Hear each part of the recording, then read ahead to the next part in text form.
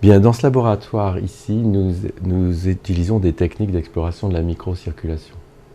En fait, les maladies veineuses retentissent sur la nutrition de la peau parce que les microvaisseaux de la peau sont altérés par l'hyperpression veineuse. Alors, le premier test qui paraît tout simple dans sa réalisation, mais qui est en fait assez sophistiqué, c'est ce qu'on appelle un laser Doppler. Le laser Doppler, ça a le même principe que le Doppler à ultrasons, celui qui permet d'examiner les artères et les veines ou le cœur. Simplement, on va explorer la vitesse circulatoire dans les tout petits vaisseaux où elle est beaucoup plus lente. Et du coup, les ultrasons ne sont pas suffisants, il faut des radiations lumineuses.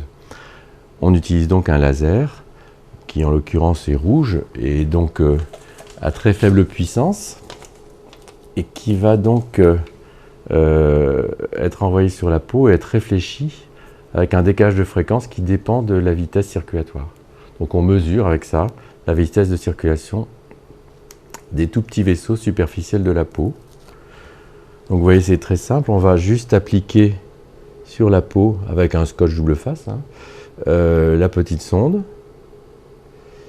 et puis ensuite, après un petit temps d'adaptation, on va voir apparaître le signal. Vous voyez les chiffres qui montent ici, qui enregistrent une pression, enfin une vitesse.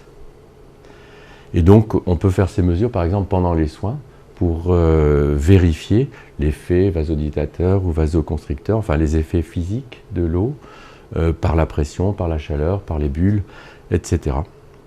Si par exemple vous faites un effort de poussée, vous gonflez la poitrine et vous bloquez, allez-y, vous allez voir que les chiffres vont baisser au bout d'un petit moment.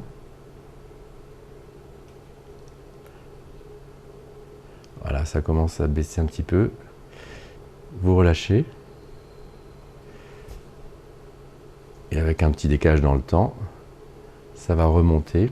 Ce qui vous montre qu'il faut vraiment, on est capable d'enregistrer avec cette technique des variations physiologiques, des petites variations, a fortiori quand vous allez avoir l'influence donc de la pression de l'eau ou de tout autre stimulus chimique, physique, mais également bien sûr dans d'autres circonstances on peut étudier les effets des médicaments.